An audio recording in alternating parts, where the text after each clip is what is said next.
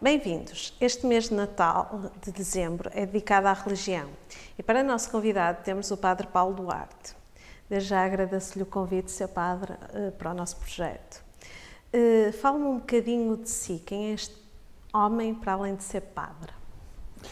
Olá, também agradeço o convite, esta oportunidade também de estarmos aqui à conversa. Bem, começo por dizer que esta coisa de falar de nós, não é? E, portanto, neste caso em particular de mim, corre sempre o perigo de redutor, porque nós como seres humanos somos muito mais do que aquilo que imaginamos. Se é uma questão de situar no tempo e no espaço, então espacialmente nasci em Portimão, já lá vão uns anos, mais de 40, e enfim, já tive muitas experiências na vida,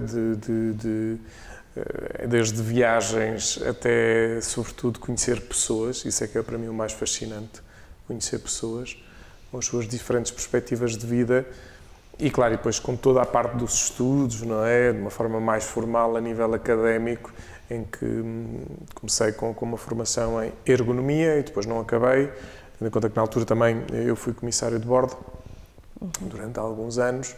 Depois, entretanto, como digo, decidi mudar de companhia, da companhia era para a Companhia de Jesus, e aí nessa formação, também formei-me em filosofia, depois em teologia, dentro de áreas como a arte, a corporeidade, a questão de corpo, com a dança, a espiritualidade.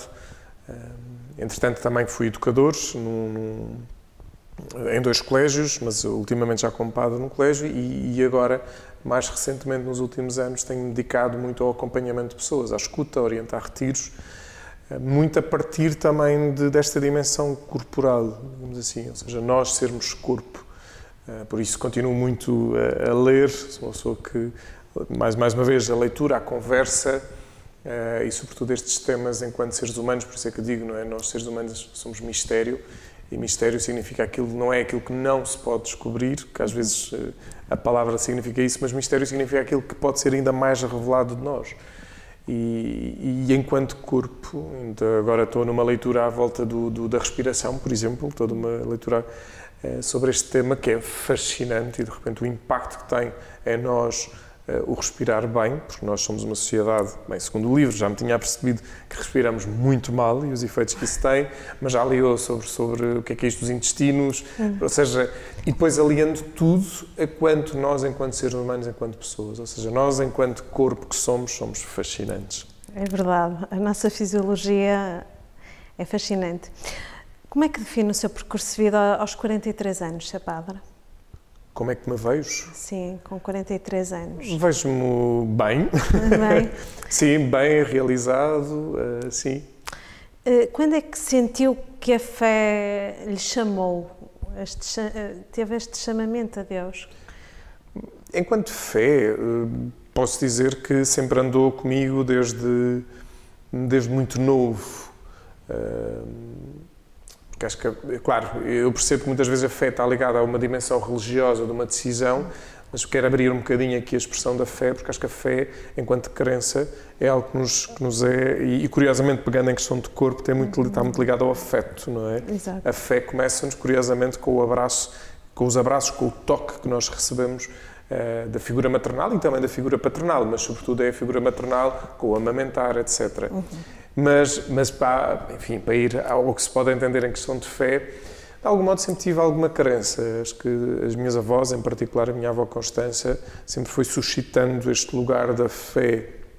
Eu fugi da catequese quando tinha 7 anos, voltei lá com a morte a morte de uma amiga quando tinha 15 anos, é que começou então a suscitar aqui questões de fé, sobre a vida, sobre a morte, Deus, a existência de Deus.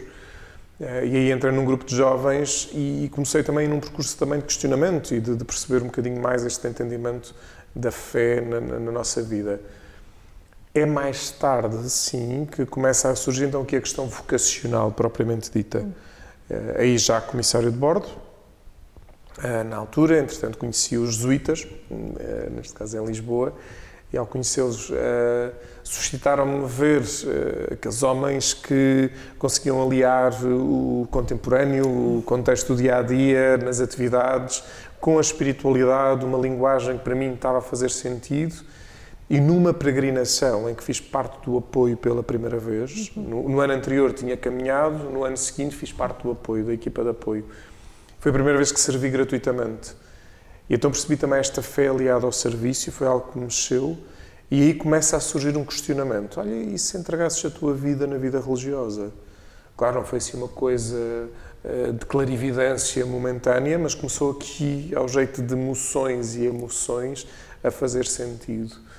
Entretanto, comecei um acompanhamento com um diretor espiritual, em que lhe ia falando destas coisas, até que chega uma altura em que a fé, no sentido de realização para uma confirmação ao nível da vida religiosa, fez ali sentido. Houve ali uma clarividência, uma paz interior, e de vez em quando ainda volto a ela, porque foi de tal maneira forte na altura. Estamos a falar de há cerca de há 19 anos. Foi mesmo forte. Curiosamente, com a ajuda de um avião, digamos assim. Estava num retiro para tomar a decisão, e perto do mar, estava sentado e passa um avião ao pôr do sol. Eu estava numa agitação, mas eu gosto muito de ser comissário de bordo e até tinha passado a efetivo na altura na empresa, mas ao mesmo tempo senti um grande chamamento, a possibilidade da Companhia de Jesus e ser padre. E passa um avião e lembro-me de sentir quase ao jeito de um entendimento, não é? Deixa ir que já não te pertence. E nesse momento a paz que eu senti, mesmo algo muito forte, e foi uma clarividência de, não, há aqui qualquer coisa, e bem, há 19 anos, e que se confirma depois quando fiz os votos, quando fui ordenado diácono, quando fui ordenado padre, e obviamente na minha vida como padre isso tem sido uma confirmação. É fácil, sendo filho único, os pais aceitarem? Não foi fácil, foi bastante exigente. Costumo dizer que foi o verão mais quente da minha vida. Eu tomei a decisão, porque eu compreendo para os meus pais, e é natural. Eu acho que os pais, consciente e também muito inconscientemente, têm uma projeção para as nossas vidas enquanto filhos. Obviamente que era o nosso bem, sem dúvida, mas de algum modo, e repara, eu acompanho muitas pessoas, e algumas sim até podem ser para a vida religiosa, mas outras para outras decisões de vida, de que há pais que é porque a família toda teve uma determinada profissão, logo tem que haver uma continuidade, portanto, também acontece isso. No caso dos meus pais, claro, ficaram surpreendidos, sobretudo porque eu tinha na altura 23 anos, e estava tudo muito estabelecido, não é? Portanto, com 23 anos, em termos de emprego, um bom emprego, numa boa empresa, estável, e de repente vou mudar tudo. Para isso ele fez-lhes bastante confusão. Ao longo destes anos têm percebido que há um lado profundo mesmo vocacional, e hoje em dia, enfim, até posso dizer que há aqui o orgulho do filho padre, não é? Também é verdade esta coisa da presença nas redes, na televisão, e como veem que eu estou bem, estou feliz, sou feliz, portanto isso também os descansa, apesar de sentirem, obviamente, e de vez em quando manifestam, mas não há uma continuação no sentido de, como filho único, eventualmente serem avós, mas eles têm adotado muitos netos. Ainda bem. E porquê ser padre jesuíta? Bem, como digo, naquela altura, quando estava, enfim, conheci os jesuítas, na altura enquanto universitário, e como digo, identifiquei-me bastante com a espiritualidade. Foi algo desta proximidade, deste quase, diria, terra a terra, diante da vida, diante da realidade, das coisas. Eu lembro-me uma vez estar na missa, um padre, agora companheiro, que o tema, por exemplo, foi à volta da morte. E na altura da homilia entra a morte pela igreja adentro. Ou seja, alguém com umas andas, vestido negro, com uma foice, e houve um diálogo com a morte. E isto para mim, na altura, marcou-me bastante a dizer que bom, ou seja, não estamos a falar de uns etéreos filosóficos, teológicos, abstratos, mas estamos a tentar concretizar a partir da complexidade do que as coisas são. E na altura mexeu muito e percebi que a nossa espiritualidade, e hoje a conhecer mais Santo Inácio, bem, hoje, ao longo destes anos, mas hoje, por exemplo, oriento mais os exercícios espirituais, Santo Inácio de Loyola, o nosso fundador, portanto, onde bebemos dessa espiritualidade, percebemos que é um homem, e vemos muito a partir da sua autobiografia, das cartas, que ele próprio foi vivendo muito a relação com Deus de uma forma, diria, muito encarnada. Ele foi um cavaleiro da corte, levou com uma bala de canhão nos joelhos. Isso provocou-lhe toda uma alteração de vida, ao ponto de ele teve mesmo à beira da morte, com sofrimento, estamos a falar ali século XVI, não é? Um homem orgulhoso, e vaidoso mesmo, porque ele no joelho ficou com um alto, e já depois de estar curado, que teve às beiras da morte, ficou curado, mas mandou serrar a sangue frio porque aquilo ficava mal, aquele alto. Portanto, a gente percebe a partir daqui, primeiro, a sua personalidade, mas isso também, ao mesmo tempo, para ele houve ali toda uma inquietação na relação com Deus. Que ele lia sobre a vida dos santos, lia sobre a vida de Jesus e percebia que ali havia qualquer coisa que lhe estava a fazer sentido. E, claro, depois foi um homem que fez milhares de quilómetros a pé, coxo. E a gente olha para esta história e vê a sua intuição, o modo de relacionar com Deus, quando nos deixa o método dos exercícios espirituais como retiro da relação de encontro, de conhecimento da vida de uma forma muito encarnada. E, portanto, eu identifico muito com esta espiritualidade porque é uma espiritualidade que quer falar da vida aqui e agora. Claro, com uma projeção de futuro, da entrega total, o céu, podemos dizer, mas muito aqui e agora. E ajudar, sobretudo, a que, bebendo muito do Evangelho, portanto, era um homem que conhecia e quis conhecer Jesus, tanto que ele vai à zona da Palestina na altura, a Israel, quis muito até lá ficar, não era possível, portanto, ele queria-se muito identificar com Jesus, e tanto que depois, quando se percebe com os primeiros companheiros que há que formar uma ordem, ele funda a Companhia de Jesus. Portanto, nós até dizemos que outras congregações, os dominicanos, porque são fundados por Domingos Gusmão, os franciscanos por Francisco de Assis, mas nós não somos os inacianos por ser Inácio de Loyola. Eu fiz questão de dar o nome à Companhia de Jesus. E, portanto, ao identificar-me com este homem, ao identificar-me com esta espiritualidade, vejo profundamente que há aqui um sentido, vou-lhe chamar assim, de trazer a espiritualidade ao cotidiano. Desde o século XVI até agora, e por isso é que nós, há jesuítas que são médicos, há jesuítas que são engenheiros, há jesuítas que são filósofos e teólogos. E o que é ser um jesuíta, Sr. Padre? Bem, ser jesuíta é viver a vocação desta entrega a partir dos votos na Companhia de Jesus, no anúncio do Evangelho, como diz Inácio na fórmula do Instituto, que é isto, ajudar a salvar as almas. Obviamente, entender salvar as almas a partir de uma justiça social. Salvar as almas não é pô-las no céu. Ou seja, se há pobres, vamos ajudá-los a libertar dessa pobreza. Se há injustiças, vamos ajudar a libertar essa injustiça. Aliás, temos o Papa Francisco, que é jesuíta, e percebe-se no seu modo de estar e ser, como é um homem muito atento às injustiças e quer resgatá-las, ou seja, quer eliminá-las, mais do que resgatá-las, quer eliminá-las, para que todos possamos ter um lugar de relação uns com os outros. Aliás, a última encíclica, Fratelli Tutti, ele fala-nos mesmo disto, de sermos irmãos e de todos podermos viver bem a fraternidade e o modo como nos podemos relacionar uns com os outros. Como é que define o amor, Sr. Padre? Bem, se me quer uma definição de amor, vou buscar São João. Deus é amor. Deus é amor. Portanto, São João, na sua primeira carta, dá esta definição. Deus é amor. Portanto, se é uma definição. Só que, é engraçado, Inácio, nos exercícios espirituais, fala no final de um percurso. Os exercícios são pensados para 30 dias. Depois são adaptados para 3 ou 8 dias, mas pronto, são pensados para 30 dias. E no final do percurso, ele apresenta aquilo que ele chama a contemplação para alcançar amor. E diz duas coisas assim primeiro. Primeiro, que é o amor deve-se pôr mais nas obras que nas palavras. E depois, que o amor, no fundo, é uma partilha. Portanto, quem tem algo, que dê a quem não tem. Mas esta coisa interessante que é, o amor não é uma realidade, diríamos, conceptual. O amor implica uma ação. E se calhar mais do que um substantivo, podemos dizer, é um verbo. Devemos olhar mais para o amor como amar. E amar que nos implica uma ação, um movimento.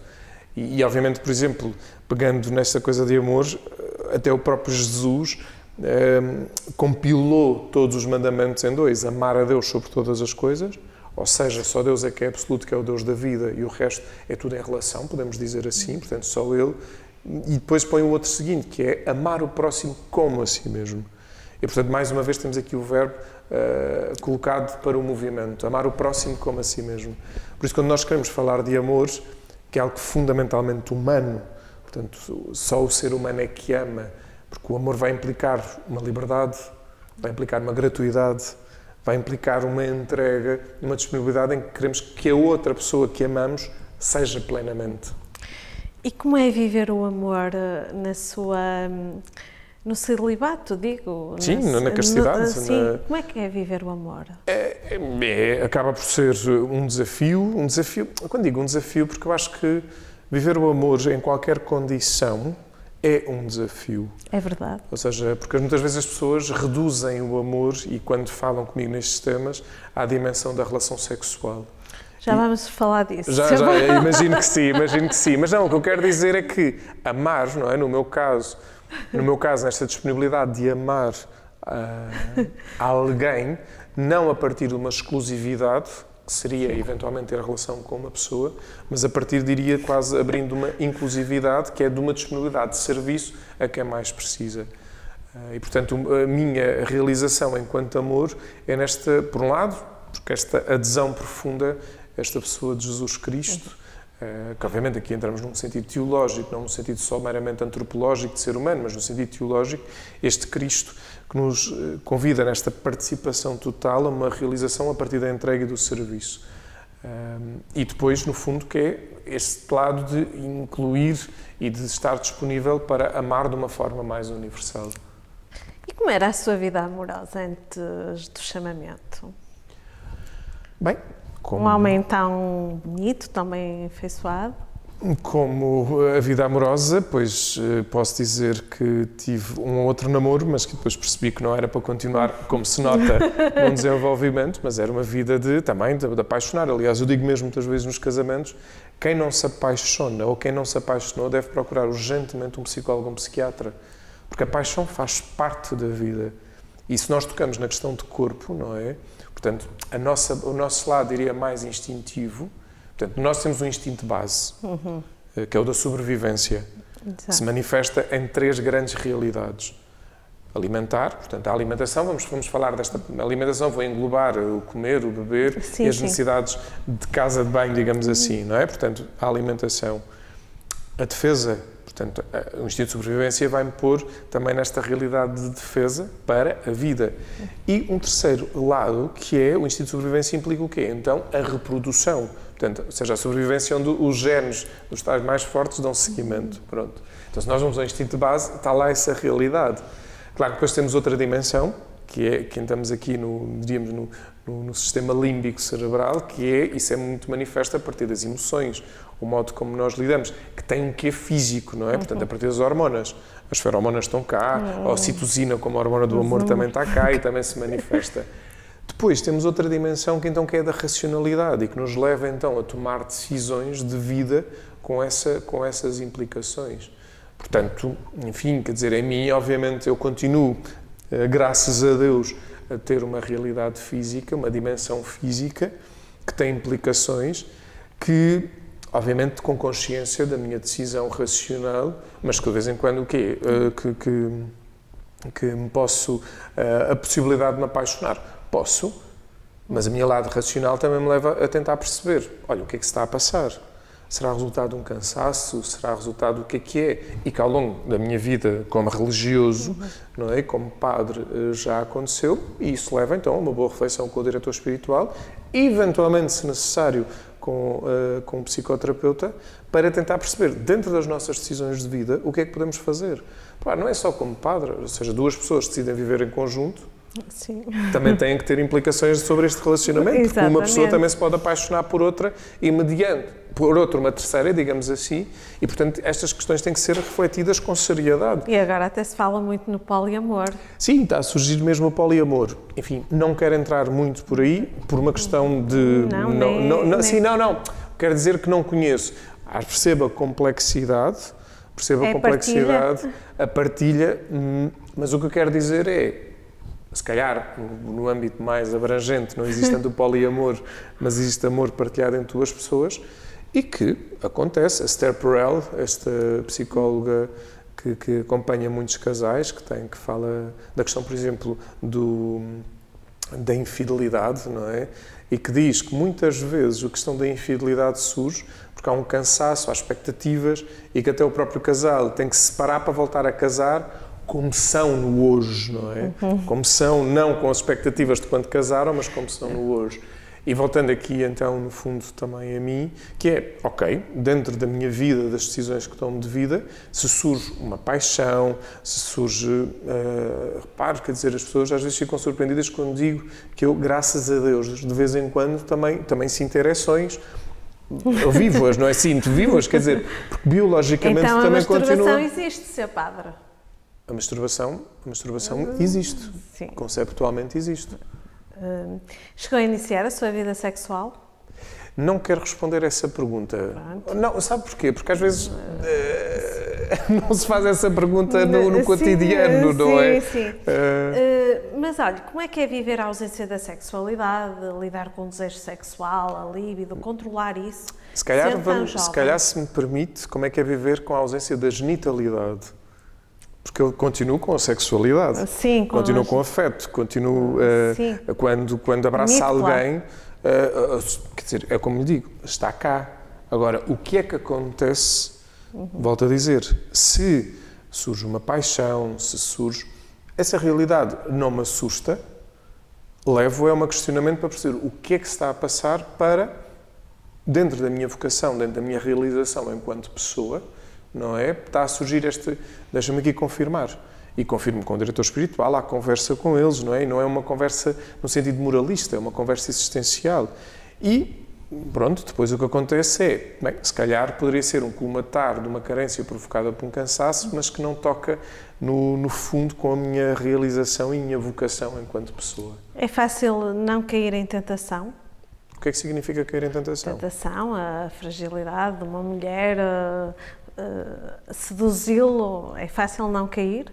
Sim, mas aqui a questão é, se nós estamos seguros de nós, se a outra pessoa eventualmente me seduz, eu sei pôr o travão. Ou seja, sei onde é que... E que tem acontecido, de vez em quando, às vezes, pode, enfim, entre palavras ambíguas, e claro, eu sei, conheço o meu lugar e tenho os pés assentos no chão, e quando eu percebo que começa a surgir algum jogo de ambiguidade, também eu ponho o meu travão. Travão no sentido de, vamos esclarecer que não quero avançar mais com este tipo de conversa, por exemplo, não é? Sim. Faz confissões, certo? Sim, sou um padre que confessa. Quando as mulheres chegam ao confessionário e falam nas suas fragilidades, como é que lida com a fragilidade da mulher, Sr. Padre, nesse aspecto?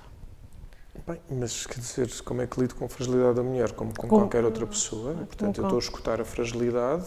Sim. Por isso, formação, eu tenho lido sobre, por exemplo, sobre a menstruação, ou seja, a saúde menstrual, conhecer a mulher, ou seja, conhecer a mulher ou conhecer o homem, no fundo, conhecer a pessoa, é conhecê-la totalmente, o mais possível. E quando a pessoa se aproxima da confissão, mediante o que ela diz, ou seja, vamos orientar para ajudá-la a crescer também enquanto pessoa. Enquanto igreja, acha que a igreja está mais aberta a assuntos relacionados com a sexualidade, como já começou a aceitar a homossexualidade? Acha que um dia irá aceitar o casamento gay, homossexual ou a adoção gay? Bem, a primeira pergunta, como é que a Igreja olha para a sexualidade? Com muito respeito. Ou seja, a realidade sexual enquanto da pessoa, não é? Na sua totalidade, faz parte da dimensão que a Igreja conhece e a partir de muito respeito e de uma forma que quer, no fundo, humanizá-lo o mais possível. A Igreja tem muita atenção a, primeiro, nunca instrumentalizar ou que nunca se instrumentalize uma pessoa. Isto é uma coisa que é muito, ou seja, quem estuda na moral da pessoa, na moral sexual, ou seja, há muito cuidado. Às vezes olhamos para a Igreja de uma forma, diria, que é contra a sexualidade. Não é contra, a sexualidade faz parte da dimensão humana. Agora, tem muito cuidado em não instrumentalizar o ser humano, percebendo, como começámos a nossa conversa, que o ser humano é muito complexo enquanto estrutura, enquanto pessoa, enquanto realidade, não é? Se tocamos na questão da homossexualidade, acho que está a haver muita, diria, cada vez mais investigação, cada vez mais conhecimento, cada vez mais estudos para perceber, enquanto pessoa que vive uma orientação homoafetiva, que vive, que não é uma opção. Às vezes a gente fala quase da opção, dizer, a pessoa não escolhe. Portanto, há uma orientação que surge internamente, que de todo não é uma doença, não é? Portanto, que de todo, e há que salientar muito isto, que não é uma doença. E, portanto, eu, como padre, estou a dizer, enquanto igreja, que de todo não é uma doença. Pode haver quem ainda considere no contexto de igreja, mas, portanto, enquanto igreja, portanto, como padre, dizer não é uma doença, não é? Portanto, há aqui uma orientação que surge. E, sobretudo, uma orientação que é preciso tomar consciência, uma orientação, e tomar consciência, estamos a lidar com pessoas concretas. Nós estamos a lidar com crianças, nós estamos a lidar com pessoas que não percebem da vida ou o que for, não é? Portanto, há aqui um respeito muito grande. Há um tema, obviamente, que é complexo e que tem estudo, que vai implicar mesmo muita reflexão. O Papa Francisco também tem fomentado isso. E o Papa está a revolucionar a Igreja. A revolucionar, enfim, e isto parece, porque também nós temos muitas vezes o efeito da comunicação social que transmite o que é conveniente, não é?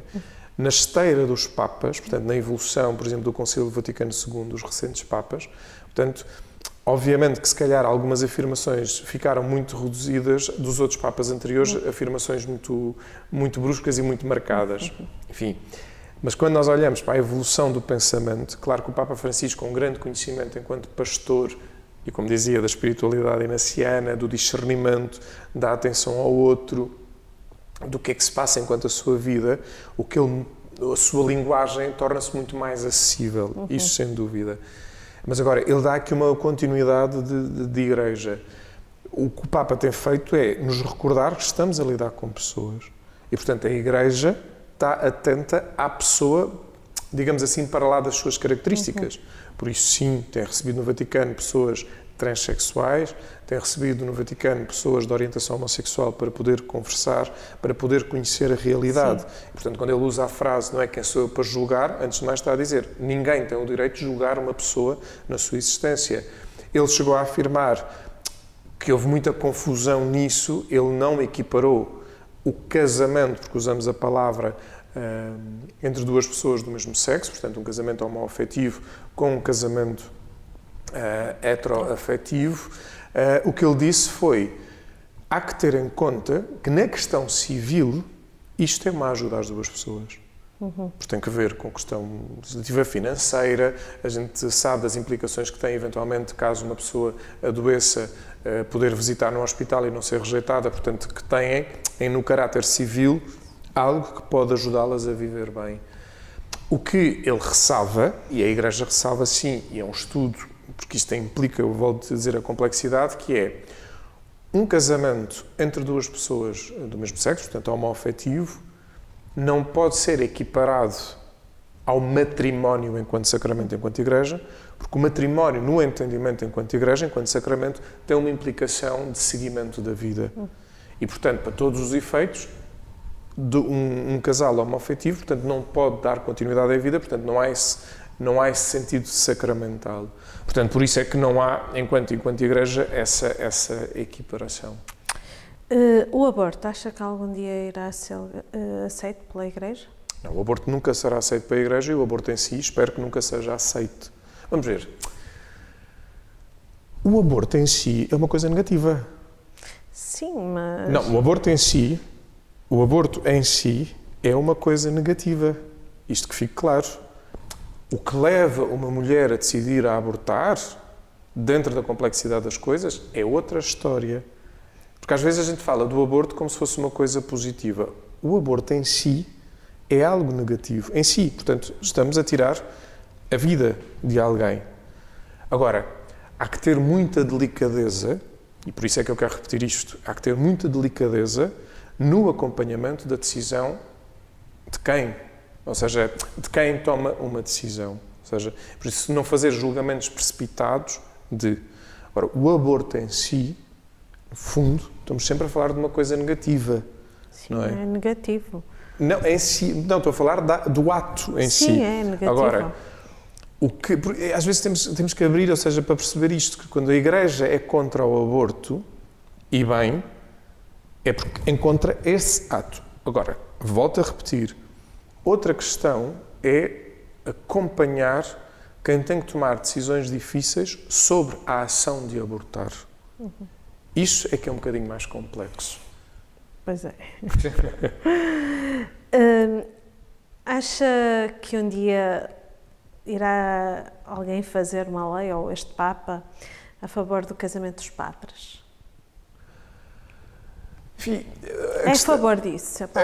A questão de ser a favor ou contra, mais uma vez, quando nós decidimos entrar na vida religiosa, ou quando decidimos ser padre e, portanto, fazer a promessa de celibato, no caso de um padre diocesano, ou nós, na vida religiosa, fazemos o voto de pobreza, castidade e obediência, nós sabemos, no fundo, as regras do jogo.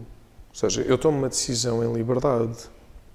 Portanto, sim, em algumas igrejas, dentro da Igreja Católica, também há chamadas Igrejas Orientais na Igreja Católica Apostólica Romana, em que os padres podem viver uma... São os diáconos, não é? Não, isso são os diáconos.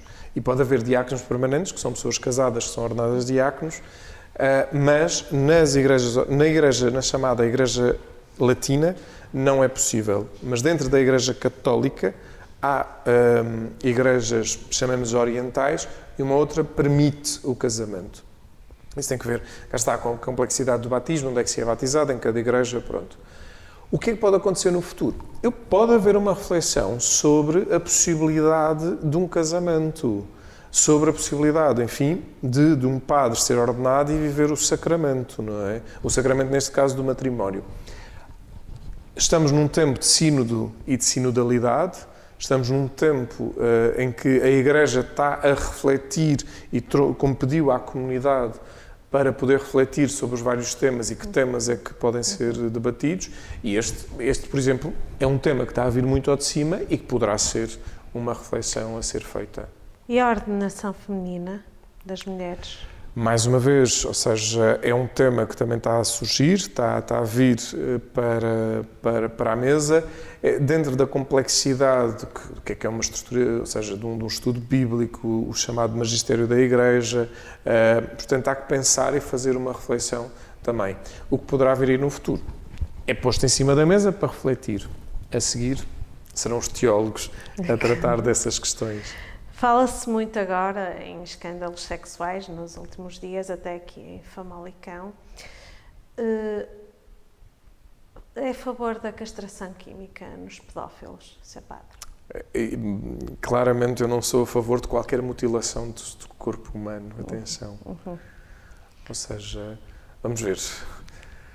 Quando se fala de corpo, por isso é que eu gostava de, quando estava há pouco a dizer, não é? Quando se fala de corpo, nós estamos a falar de uma complexidade que é o que é que se fala quando olhamos para o ser humano na sua dimensão física, a sua dimensão psicológica, a sua dimensão racional, a sua dimensão relacional e a sua dimensão espiritual. Ou seja, promover qualquer tipo de mutilação ao ser humano, para mim, é muito complexo pensar nessa questão e tenho alguma dificuldade em fazê-lo. Tanto que até foi proposto, não é, a possibilidade de cortar as trompas a uma mulher e eu manifestei-me de uma forma redondamente contra. Quer dizer, o que é isto? Cuidado, sim. Cuidado. Ou seja, porque senão também permitimos, aliás, isto aconteceu numa história não muito longa, recentemente, não é? Portanto, o abuso que houve com seres humanos, sobretudo por parte de médicos, na altura do Holocausto, na altura do nazismo, e percebemos o quanto isso pode violar a dignidade intrínseca ao ser humano. Claro que para uma comunicação, para uma altura em que estamos numa sociedade muito emotiva, qualquer medida quase drástica pode ser perigosa, mas que abre portas para muita coisa. Por isso, quando nós refletimos nestes temas, acho que é necessário parar para pensar seriamente o que é que nós estamos a dizer. Um pedófilo tem de ser afastado, tem de ser, ou seja, uma pessoa que comete pedofilia claramente tem que ser... É uma doença? É uma doença, tem que ser também ajudada, ou seja, vamos ver, tem que ser também ajudada, levando ao ponto da castração química, eu tenho muita dificuldade nisso. Agora, tem que ser completamente ajudada, apartada de um conceito ou seja, enfim, sobretudo das vítimas a quem pode fazer mal, isso não tenho dúvidas, portanto, é preciso isso sem dúvida. Agora, Desde ao ponto de promover uma castração de alguém, tenho muita dificuldade nisso. Eu tenho conhecimento, acho que as freiras e vocês, jesuítas, colombianos, fazem voto de pobreza, castidade e obediência. Os padres ditos normais... Sim, os padres, os chamados padres seculares, diocesanos, sim. Também o fazem, mas não praticam. O dinheiro vai para eles fazem tipo uma vida de luxúria. O que é que tem a dizer sobre isso? É só para desanuviar um bocadinho. Sim, desanuviar. Bem, vamos ver. É porque às vezes estas conversas claro, são interessantes e que se pode abrir perspectivas. É curiosidade. Sim. Vamos ver. O vosso dinheiro vai para... Vai para a comunidade. Portanto, eu fiz voto de castidade. Agora, um padre diocesano também é convidado a viver em simplicidade e, portanto, eu por uma questão de ordem religiosa, da qual eu decidi, não posso ter uma conta bancária. Por exemplo, no sentido, posso ter conta bancária, mas terá sempre com outro companheiro ou com o administrador, enfim, no sentido de gestão para coisas minhas. Agora, o padre diocesano pode ter, mas também é convidado a viver em simplicidade. Ou seja, mas não vive. Não, isso eu não vou entrar em julgamentos, não é? Porque estamos aqui a falar de muita gente, não é? Sim. Claro que se calhar podemos ter um outro pensamento de alguém, enfim, que não, como digo, não vou julgar, não entrar em julgamentos, porque não tenho esse direito, é sim desta forma, não é? Estou a falar de colegas e, portanto, lá terão a sua consciência, poderão fazer com a sua consciência. Agora, tem essa possibilidade, mas que é chamada a viver em simplicidade, É a Igreja, Deus era simples, não é? Qual é a sua missão de vida, Sr. Padre? Ui, que pergunta, missão de vida. Não sei se, quer dizer aqui um chavão sobre missão de vida, acho que uma das coisas que, mais do que ser missão de vida, mas que tem sentido e que para mim me faz sentido, é as pessoas ajudar as pessoas a encontrar o seu sentido de vida, um seu propósito e, sobretudo, num caminho de felicidade. E de felicidade não é só de um contentamento, mas de uma realização plena enquanto pessoas e contribuir para isso. Nós temos um lema, o Love with Pepper tem um lema, que é sexualmente realizado, vida feliz. Concorda com este lema? Bem, daquilo que eu já disse, enquanto sexualidade, se a pessoa, enquanto na sua sexualidade é realizada nas decisões de vida que toma, portanto, terá a sua felicidade. E uma mensagem de Natal para todos os nossos leitores e os que nos seguem? Sim, uma mensagem sobre amor. Sobre amor é isso. Antes de mais, que possa haver um caminho cada vez mais de cada pessoa se conheça, se descubra, porque uma das coisas que me estou a perceber, há uma tremenda falta de afetividade, aliás, tem sido um impulsionador cada vez mais do que a questão da educação sexual nas escolas. Acho que tem que haver cada vez mais uma educação para a afetividade, que abrange a pessoa na sua totalidade. Há falta de amor na sociedade. Há muita falta de amor na sociedade. Aliás, estamos a ver todos estes conflitos e polarizações, que há falta de amor nas relações entre as pessoas. E parece-me importante, não é, que esse amor, antes de mais, por isso é que eu disse há pouco os mandamentos, não é? Amar o próximo como a si mesmo. Este amor próprio implica um trabalho interior muito forte da luz e da sombra de quem somos, das nossas qualidades e também, se calhar, fragilidades, portanto, essa escuta, o conhecimento, que é muito exigente. E, curiosamente, quanto mais nós nos trabalhamos nesse sentido, mais esse amor, portanto, como a si mesmo, esse amor vai brotar para o próximo. Porque nós somos, de algum modo, enquanto seres humanos, quando vivemos em plenitude, essa plenitude é de nos voltarmos para o próximo.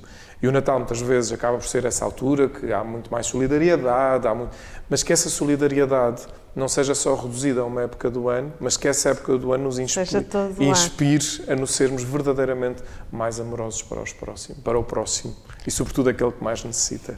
Obrigada, Sr. Padre. Um prazer.